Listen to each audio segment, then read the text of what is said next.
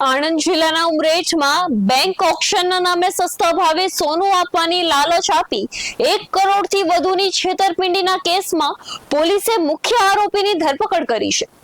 આરોપી વસીમુદ્દીન કાઝીએ ઓક્શનમાંથી સોનું આપવાનું અને માત્ર 21 દિવસમાં મોટો નફો અપાવવાનો કહી પોતાના મિત્રો, સગા સંબંધીઓ તેમજ એનઆરઆઈઓ સહિત 26 થી વધુ લોકોને વિશ્વાસમાં લઈ કરોડો રૂપિયા પડાવ્યા હતા। રોકાણકારોને સોનાના નામે સીલબંધ પેકેટ આપ્યા હતા, પરંતુ તેમાં નકલી દાગીના હોવાનું બહાર આવ્યું હતું। ફરિયાદના આધારે ઉમરેઠ પોલીસે આરોપીને ઝડપી 5 દિવસના રિમાન્ડ પર લઈ વધુ તપાસ શરૂ કરી છે।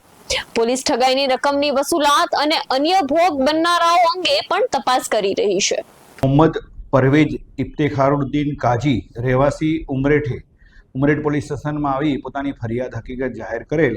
કે ઉમરેઠમાં કાજીવાડમાં રહેતા વસીમુદ્દીન ઇકરામુદ્દીન કાજી રહેવાસી ઉમરેઠે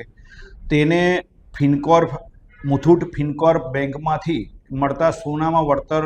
વધારે મળતું હોય અને તેમાં ઇન્વેસ્ટ કરવામાં આવશે તો વધુ વળતર મળશે તેમ જણાવી અવારનવાર તેની પાસેથી રૂપિયા લીધેલા હતા અને હાલ સુધી રૂપિયા 7 લાખ રૂપિયા લઈ અને એનું વળતર આપેલું નહીં, જે બાબતે તેને ફરિયાદ આપતા ઉમરેઠ પોલીસ સ્ટેશનમાં ગુનો રજીસ્ટર કરવામાં આવેલો। સદર ગુનામાં અન્ય પણ સાયદોને ભોગ બનાવેલા હોય ગુનાની ગંભીરતા સમજી પોલીસ અધિક્ષક શ્રી જસાણી સાહેબે આ ગુનામાં સંડોવાયેલ આરોપીને તાત્કાલિક અટક કરી અને કાયદેસરની કાર્યવાહી કરવા માટે સૂચના આપેલી, જે અનુસંધાને ઉમરેઠના પીઆઈ રામી તથા પીએસઆઈ મહારાજની ટીમે આ ગુનામાં સંડોવાયેલ આરોપી વસીમુદ્દીન